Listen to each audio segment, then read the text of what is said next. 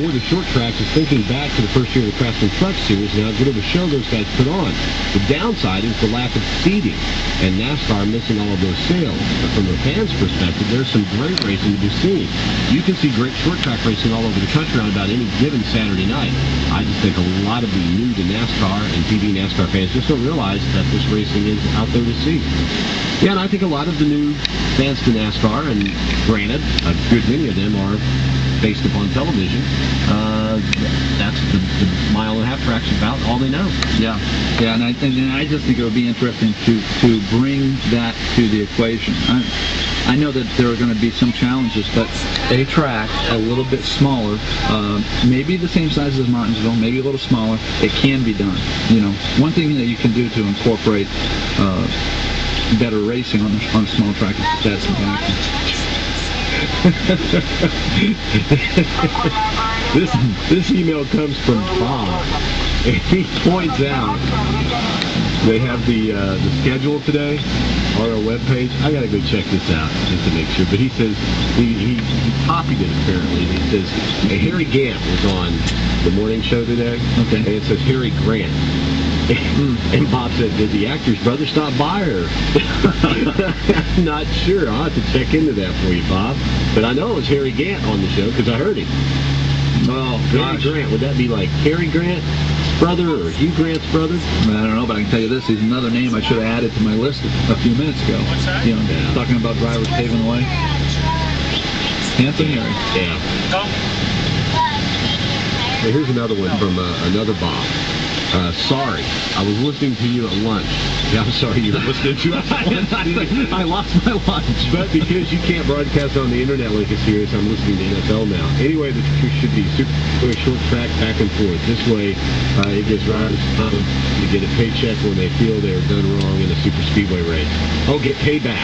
Get payback? Yeah, so super speedway, short track. One way to keep them off balance, I know... you know, the idea of going from Martinsville to Talladega, which I'm not sure if that's how the schedule is this year, but it has been over the years. That's really that really captures what NASCAR is all about. I mean, you race a half-mile flat track this week, and then 7 days later you're racing on the biggest track, 2.66 mile high bank. And you think about it. So Talladega is approximately 5 times the size of Martinsville, right? Right. So you have 43 cars at Martinsville. So in order to make up the car per track space, you have to multiply lots of cars by 5, so that's what, 215? Something like that? Well, if I'm doing the math off the top of my head. I don't know where you're going, but it brings it'd be like having racing 43 cars at Martinsville is like racing 215 at Talladega. Which brings into the equation, you know, with the extra cars and sending cars home. Well, why couldn't you have to start this 50 cars at Talladega? Heck, I mean, for years we would go, you know, you'd have 40 cars in one field, and then the next week you'd go to Martinsville or short track and you'd only have 30. Yeah, I don't know why that question hasn't been asked. I think it's a legitimate question. I don't know. But we're joined now on the phone by the always excitable Kenny Wallace. How you doing, Kenny? This. One of my very best friends is now your co-host, Ricky Craven, and I dearly miss one of the best race car drivers in the United States. And Ricky, I really miss you being out on that racetrack. Oh, Kenny, that's awesome. That is so nice. You know, when he said, when John and Tony told me you were on today, I said, this is like Thanksgiving. This is like Christmas.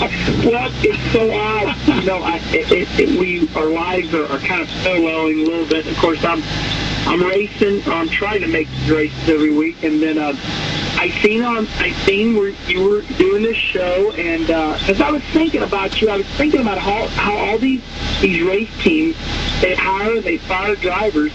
I'm thinking, my gosh, Ricky Craven just came off of 2 big Cup wins. You know, one at Martinsville, one incredible I could only dream of winning at Darlington, and I see all these press releases that we want to get these 20-year-old kids in these cars, and I'm thinking, I got a better idea.